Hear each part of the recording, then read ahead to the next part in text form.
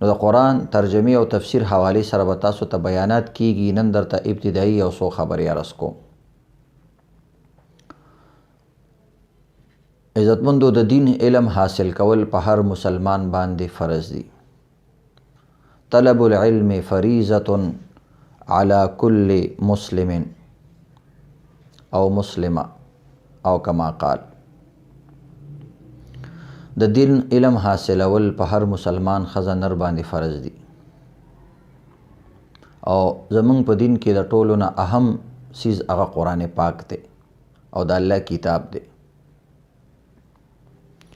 نو دې ته د ټولو نه اول په دې نیت باندې کینو چې موږ خپله اصلاح وشي،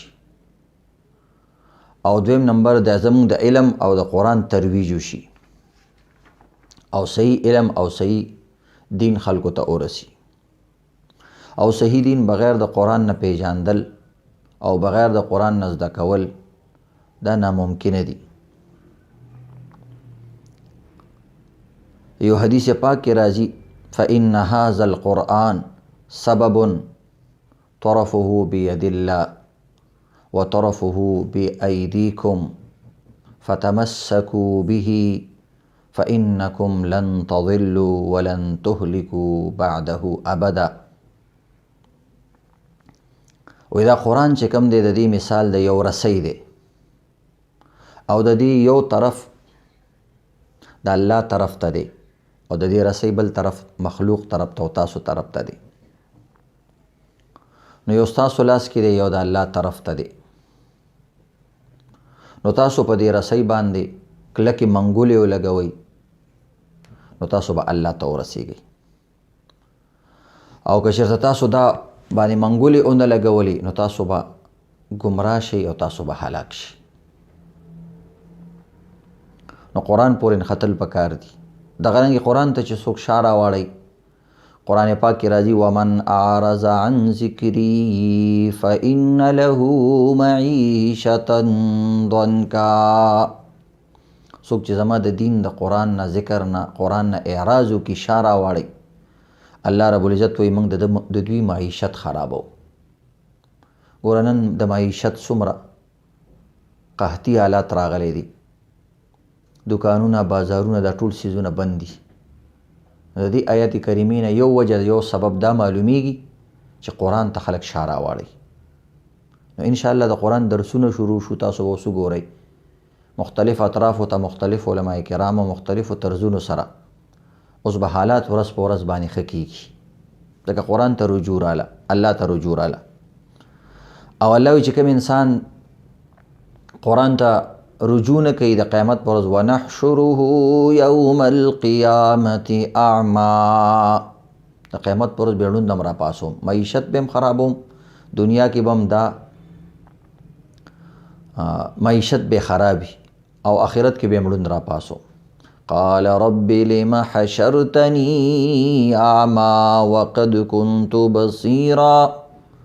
الله ته وایي خدای پاکه زما خو ګلالۍ سترګې وي، دا زه څنګه راپاسېدم؟ الله وایي تا زما د قرآن نه سترګې پټې کړې وې، وکذلک الیوم تنسی. نن ورځ ته موږ هیر کړې، دنیا کې تا موږ هیر کړي، نن موږ ته هیر کړي.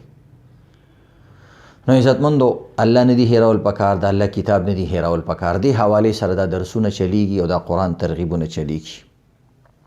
دغه رنګ عزتمندو قرآن ته چې څوک شا راواړي، نو د الله رسول به د قیامت په ورځ باندې شکایت کوي.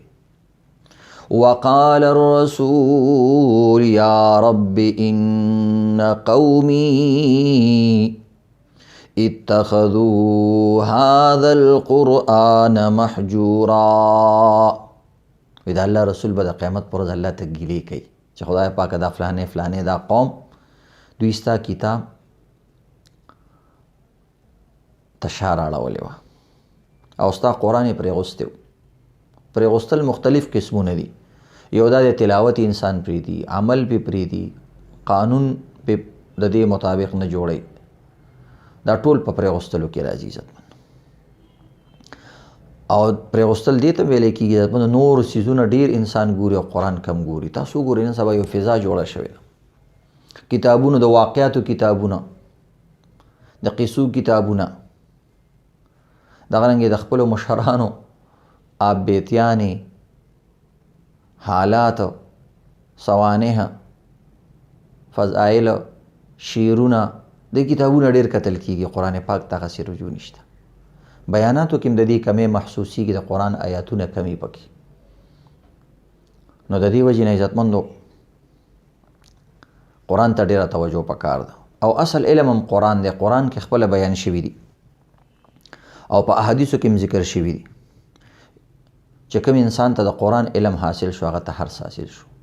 یؤتی الحکمة من یشاء ومن یؤت الحکمة فقد اوتی خیرا کثیرا. الله وایي چې د قرآن علم او حکمت چاته حاصل شو نو دته چې کوم دی خیر کثیر ملاو شو. او دغه قرآن پاک کې بل ځای کې راځي قل بفضل الله وبرحمته فبذلك فليفرحوا هو خير مما يجمعون. الله رب العزت وی زما په دې فضل باندې او په دې خیر او په رحمت باندې چې کوم موږ تاسو ته نازل کړی قرآن، دا د دنیا د ټولو څیزونو نه چې څومره خلک را جمع کوي دا ټولو نه اعلی دی. نو بهرحال موږ او تاسو له پکار دا دی قرآن ته توجه وکړو. ټول خلک په کورونو کې اسیم ناست دي، 1 غنټه 2 غنټې دی له فارغ کو او موبایلونه هر چا سره شته او دغه رنګې په ګانو بجانو باندې او نورو پیکیجونه موږ ځان لکو. نن د قرآن دپاره یو پیکیج وکړو، د قرآن د زده کولو دپاره قرآن ته کینو.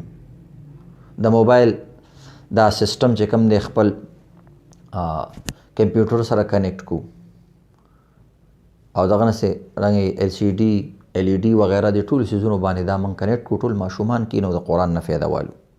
د قرآن نه به کوم خلک فایده دي. نو نن تاسو ته اهم بیان کوو د قرآن د آدابو په باره کې. ځکه با ادب با نصیب، بے ادب بے نصیب. با ادب انسان با نصیب وي او بے ادب بے نصیب وي. او کله بے ادب انسان ځان سره نورم خراب کی. مثنوي شریف کې مولانا روم رحمت الله علیه وی چې بے ادب انسان د الله د فضل نه لري. او کله نا کله د بې ادبه انسان مثال د هغه انسان دی چې هغه د خپل وجې نه نور خلک هم ځان سره وسوځي. نو آداب هر یو څیز دپاره ضروري دي. نو څومره چې لوی کار وي، معیاري کار وي، اعلی کار وي، د هغې آداب هم اعلی وي. موږ په دې وخت کې د ټولو نه لوی عظیم الشان کار کوو د قرآن پاک ترجمه، تفسیر، معنا باندې ځان پوهول. او د دې قرآن تعلق الله سره دی. نو د دې وجې نه دې کې به ډېر زیات آداب و خیال ساتي. الدین کله ادب. زمونږ علما وایي دین ټول په ټول باندې ادب دی. تا ته د الله ادب، د رسول ادب، د قرآن ادب، مشرانو ادب، مور او پلار ادب، جماعت ادب، د دې ټولو څیزونو آداب، د ملک آداب، د علاقې، د ښار څنګه به دې کې وخت تېرېده، دا ټول آداب موږ او تاسو ته عزتمند قرآن ښیي. نو د آدابو خیال ساتل پکار دي. په آدابو کې مختلف آداب دي. د ټول نه اول ادب دا دی چې قرآن پاک کله لاس کې رالی او د قرآن پاک په مصحف کې یعنی په دې قرآن پاک کې تلاوت کې نو د هغې دپاره به اودس کې. دا د ټول نه اول ادب دی. او دا ادب په خپله قرآن کې بیان شوی، لا یمسه الا المطهرون. نه به مسه کوي، نه به ټچ کوي دا قرآن مگر پاک خلک. نو یو معنا د دې دا ده چې بې اودسه خلک به قرآن له لاس نه وړي. دا د دې په مفهوم کې داخل دی. نو د دې به خیال ساتي. ها البته انسان په یاد باندې تلاوت کوي نو بغیر اودس هم کولی شي. البته د غسل په حالت کې بیا په یاد هم تلاوت نشي کولی، د جنابت په حالت کې او ښځه د حیض او نفاس په حالت کې. او دغه رنګې که ضرورت وي یو ځای کې قرآن بې ځایه پروت دی، قرآن رالی او اودس دې نشته، نو بیا په یو داسې کپړه باندې چې ستا د بدن نه جدا د په هغې باندې باغه نیسي قرآن به کولاوي یا بندې یا بېږدې. د دې خبرو به خیال ساتي. او دغه رنګ چې اودس دې نه وي قرآن پاک به نه ټچ کې، په یاد باندې تلاوت کولی شي. نو دې کې به سره سره تاسو ته مسایل هم بیانېږي. دویم دا دی چې د انسان جامه پاکوي. وثیابک فطهر، نبی علیہ السلام تعالی وی خپل کپڑے پاکه ساته. نو صفا ستر کپڑے انسان اچي چې کله تلاوت تکینی، تفسیر تکینی، قرآن تکینی. دریم نمبر دا د خشوع او خضوع سره انسان ناستی، عاجزۍ سره. د دې سیزونو ډېر خیال ساتل پکار دي. او څلورم ادب دا دی چې خبرې به نه کې قرآن پاک تلاوت دوران کې. او دغه رنګ استماع القرآن، استماع القرآن، قرآن اورېدلو وخت کې شور شغب کول، خبرې کول، دا ناروا دي. الله رب العزت دا په خپله قرآن کې بیانوي. وَإِذَا قُرِئَ الْقُرْآنُ فَاسْتَمِعُوا لَهُ وَأَنصِتُوا لَعَلَّكُمْ تُرْحَمُونَ. چې کله قرآن تلاوت کیږي تاسو غوږ دی او وانصتو خاموش اوسئ چې الله د باندې رحم وکړي. چې کوم انسان دا غواړي چې الله ما باندې رحم وکړي، قرآن دی اوري او غلی دی اوسېږي. دا بل ادب دی. پنځم ادب دا دی عزتمندو چې کله قرآن پاک وې نو اعوذ بالله به وې. وَإِذَا قَرَأْتَ الْقُرْآنَ فَاسْتَعِذْ بِاللَّهِ. چې کله قرآن وې دا اعوذ بالله به وې. دا د قرآن آدابو کې دي، په خپله قرآن کې دا ادب بیان شوی. اعوذ بالله ویل پکار دي او بیا ورپسې بسم الله ویل پکار دي. نو اعوذ بالله خپله په قرآن کې بیان شوی. بعض علما وایي قرآن چې کلاوي اعوذ بالله ویل واجب دي. بهرحال بهتره طریقه ده قرآن سره دا اعوذ بالله خاص ده. نور چې کله شیطانی حرکات په انسان باندې راشي نو هغه وخت کې یا د خره اواز واوري او هغه وخت کې اعوذ بالله ویلی شي چې شیطان وتښتي. نو قرآن ته چې کښېنې ستا شیطان لوی دشمن دی، د هغه نه به پناه غواړې. نو اعوذ بالله ویل پکار دي. قرآن تلاوت دی کوو، منځ کې د څه خبره اتره ضرورت رالی بیا دوباره به اعوذ بالله وی. بیا د چا سره خبرې وکړې بیا به اعوذ بالله وی. بار بار دا ویل پکار دي. نو دا ویل پکار دي. او دغه رنګې بل ادب دا دی بیا چې شروع کې بسم الله به وی. نو دا د قرآن آداب دي. بل ادب دا دی چې قرآن پاک په قرآن کې کتلو ثواب زیات دی. چې قرآن کې انسان ګوري، مصحف ته ګوري او داسې لولي، د دې خاص فضیلتونه راغلي دي. نو حافظ قرآن دی په حافظې سره او په یاد سره هم تلاوت کوي، خو کله قرآن پاک کولاول او په دې باندې ګوته کې غوستل یا دې ته کتل په سترګو باندې داسې تلاوت کول دا ډېر محبوب عمل دی. یو حدیث پاک کې راځي من سره ان یحب الله ورسوله فلیقرأ فی المصحف. چې کوم انسان دا غواړي چې ما سره الله او رسول مینه وکړي دا د قرآن پاک ته ګوري او د قرآن تلاوت دی کوي. وګوره د عوامو دپاره عموما چې دوی قرآن کې تلاوت کوي دوی حافظانو ته پسخېږي. او حدیث کې دا راځي چې کوم انسان مصحف ته ګوري، مصحف دی قرآن ته ویل کېږي، کاغذي قرآن چې کوم لیکلی شوی دی په کاغذ باندې دې ته مصحف وایي، د جلدونو منځ کې نو دې ته ویل کېږي. بهرحال نو د الله محبوب عمل دا دی او انسان الله ته محبوبېږي. بل ادب د قرآن دا دی چې قرآن رالی ښي لاس باندې راغستل پکار دي. په ګس لاس باندې قرآن راغستل ګناه نه ده خو بې ادبي ده. په ښي لاس باندې ښه کارونه کول پکار دي. قرآن راغستل، مسواک کول، ذکر کول، دا کارونه په ښي لاس باندې کول پکار دي. بل عزتمندو ادب دا دی چې قرآن د پاسه خپه نه دي اوچتول پکار. قرآن به کم از کم د نامه برابر، د نوم ناف برابر دی، د دې نه به لاندې نه ږدي، اوچت کې اغوستل پکار دي. دغه رنګې کورو کې اکثر المارۍ وي نو بره ځای کې قرآن کې اغوستل پکار دي. کمرو کې، مدرسو کې، په هر ځای کې قرآن پاک بره پورشن کې او بره د المارۍ بره حصه کې غوستل پکار دي، لاندې نه دي. بلکې زمونږ علما کرام وایي چې د قرآن په کوم څیز باندې ږدي تیپایي، رحیل وغیره په هغې باندې خو نه دي اړول پکار. بلکې روایتو کې راځي چې تاسو به د مسلمان د اوږې د پاسه هم خپه نه اړوئ تر دې چې تاسو سب مخکې صف له ځئ. ها که صف کې ځای خالی وي نو بیا صحیح ده. نو د هر یو څیز عزتمندو آداب وي. الله رب العزت چې کوم شاعر قرآن او دا څیزونه پیدا کړي د دې چې څوک آداب و خیال ساتي، قرآن کې د دې بیان راځي چې دا تقوادار خلق دي. ذالک ومن يعظم شعائر الله فإنها من تقوى القلوب. څوک د الله د شعائرو خیال ساتي دا د زړه نه تقوادار دي او ښه خلق دي.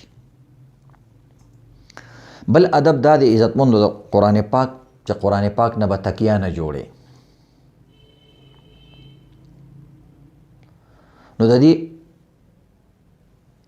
روایتو کې راځي یا اهل القرآن لا تتوسدوا القرآن، اے قرآن والا خلکو د قرآن نه تکیه مه جوړوئ. د دې مختلف مطلبونه دي چې د قرآن نه تکیه جوړولو څه مطلب دی. د دې یو مطلب دا دی چې د دې باطینی معنا مراد ده، یعنی قرآن کې غفلت مه کوئ، یعنی شاته مه غوځارئ لکه تکیه چې شاته پرته وي. یعنی قرآن نه د غفلت شکار کېږئ مه، د غفلت ښکار کېږئ مه. قرآن وای رسته مه غوځوئ لکه بالغ چې سړی د سر لاندې کي، نو دغه رنګې قرآن د سر لاندې کوئ مه. دویم مطلب یې دا دی چې قرآن ته ډډه مه لګوئ. مثلا شاته قرآن دی او تا هغه طرف ته ډډه ولګې بلا ضرورت شدید نه. مثلا شاته تیپایي پرته ده تا ورته ډډه ولګوله، نو دا ظاهري معنا هم کیدی شي. نو قرآن باندې ډډه مه لګوئ، دا مطلب دی. او بل مطلب ما درته بیان کړو چې تلاوت، ترجمې، تفسیر او د دې په معنا باندې پوهېدلو نه غفلت مه کوئ.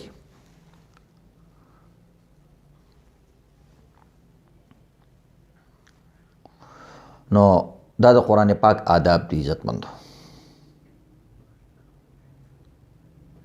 البته انسان که په ملاس ته باندې تلاوت کوي او قرآن نو مطلب دا شو چې کله قرآن تاسو لاس کی ډډه مه لګوه.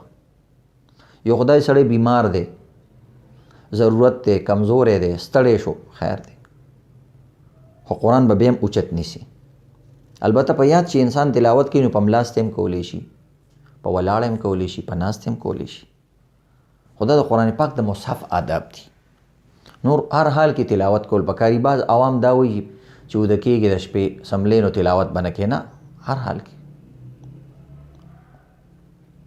یذکرون الله قیاما وقعودا وعلى جنوبهم. د الله نیک بندګانو هر حالت کې ذکر کوي او د ټول نه لوی ذکر قرآن دی. په قیام کې، په ناسته پاسته کې او په ملاسته کې هم ذکر کوي. نو ځان ته دین مه ګرانوئ، اسانوئ. البته د آدابو به خیال ساتو. دغه رنګ عزتمندو د قرآن بل ادب دا دی د قرآن پاک د پاسه لیکل نه دي کول پکار. تاسو ګورئ امین قرآن پاک کې نه دی لیکلی شوی، نو اوسه پورې موږ قرآن کې هغه نه لیکو. البته یو د قرآن مینځ دی چې کوم ځای کې آیاتونه لیکي، یو د قرآن حاشیه ده، سیټ ته خالی ځای داسې لکیري نه، سیټ ته چې کوم خالی ځای وي هلته انسان ترجمه، تفسیر یا څه علامت ځان ته لیکلی شي. خو کوشش کول پکار دي په پنسل لیکل پکار دي او صفا سوتره لیکل پکار دي. نو دا ټول عزتمندو د قرآن پاک آداب دي. د دې آدابو خیال ساتل پکار دي. نو ډیر زیات آداب علما کرامو بیان کړي دي چې د آدابو موږ خیال ساتو. بل دا دی چې انسان توجه سره قرآن وایي او غوږ ورته ږدي او سوچ کولو سره قرآن وایي. دغه رنګ عزتمندو بل ادب یې دا دی چې قرآن پاک تلاوت انسان قرآن پاک ختموي. د دې باره کې مختلف دی. قرآن پاک دا حق دی چې قرآن پاک تلاوت کول پکاري. سو کوئی کال کې به یو ځل ختمه، سو کوئی دو ځل به ختمه.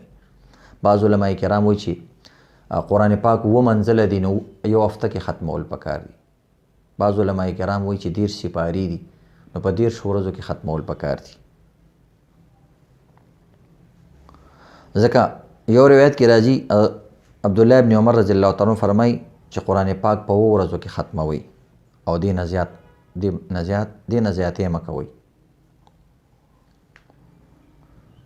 او بعض روایتو کې دی چې چا د 3 ورځو نه کم کې وویلو نو د قرآن پاک صحیح ونه ویلو.